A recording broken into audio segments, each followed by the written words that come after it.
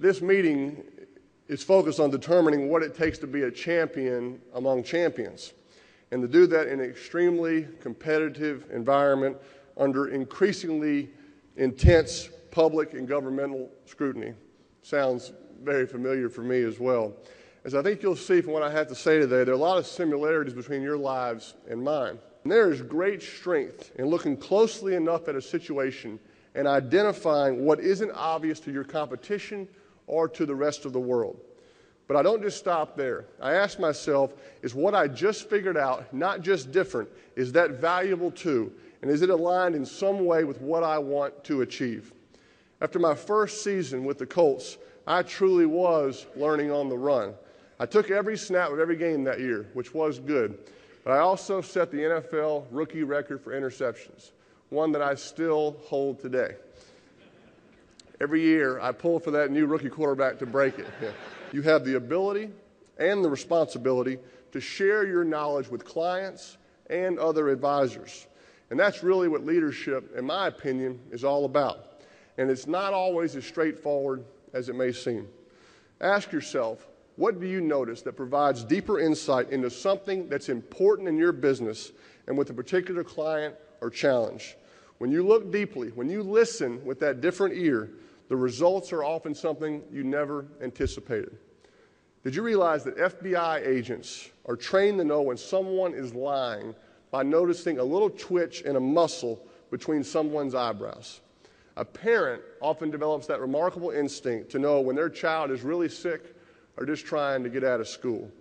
When you have a good friend, you often know something is right or wrong without him or her even having to say a word. Think of it as the win tendency. I've tried to develop the tendency of looking differently at things into a skill. Every year I sit down to review the previous season and figure out what I noticed that was different, that was valuable, and would move me towards my goals.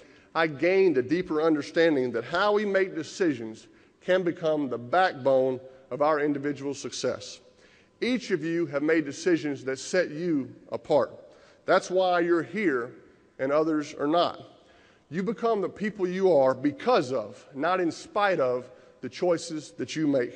And collectively, those decisions and their effects can set you apart from others. So let's do a little film breakdown here, only in this time, instead of breaking down an opponent's defense, let's break down how to approach making decisions. People make decisions every single day, but there are people who habitually make good decisions and people who have a knack for making wretched ones. You see it all the time in the football field, and you certainly see it in your marketplace as well. It's easier to decide when nothing is important is on the line. Do I have vanilla or chocolate ice cream? Do I have a small or large cup of coffee? Do I buy my toothpaste in a gel or a paste? The real goal, though, is to get in the habit of making those decisions without vacillating, without flip-flopping because of procrastination or doubt. We all know people who shy away and, in fact, do everything that they can not to be the one on the line when that tough decision has to be made. You'd be shocked at the number of guys in the NFL that, despite their macho image, don't want to be put in that position. Do you recognize that problem in some of the people that you mentor? Or as you get into the higher stratosphere of your profession and there's more at risk for you, have you begun to shy away from making those decisions that in the past you may not have hesitated at all on? In football, like every career field, there are all types of personalities. Lazy players, scared players, guys who are more show than substance. But I try to look at things just a little bit differently because I think that you can be a worrier or a warrior. Waiting around for someone else to make the play just isn't an option. You've got to be willing to take the risk. Be willing to stay in the pocket or run when the stakes are high. Be willing to take a chance even when you have doubts. Because if not you, then who else will? Be decisive, make a decision, then attack the challenge at hand as if you're facing your toughest competitor, the game is on the line, and you're playing in your Super Bowl. Decision making, it's one of the core competencies, one of the defining characteristics of leaders and leadership. If you're the boss or the quarterback, that's what you're paid to do. If you have no rank within a group, but yet you have the ability, willpower, and charisma, decision making is what you're drawn to. I was reading something the other day that made a lot of sense to me. The author pointed out that making great decisions well, consistently well, requires the discipline to do 4 things. 1, realize when and why you need to make the decision. 2, decide what the real decision is, not the surface decision, but the core decision. 3, work the decision. Figure out what you'll need to understand, the possibilities and probabilities, and then go for it.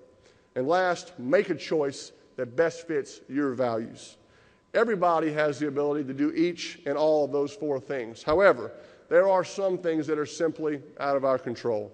Life events, the economy, the financial markets, they don't always work out the way we planned or we would like. In my family, we have a decision that every quarterback needs to live by, and it certainly can help in your business too. It's called getting back to zero. Get back to even. After a bad play or an interception on the field, you have to erase that play from your mind so it doesn't drag you further down. Get back to zero. Football players and people everywhere, including many in this room today, we get knocked down every day. And on the field, we have seconds to pick ourselves up and refocus on what's ahead.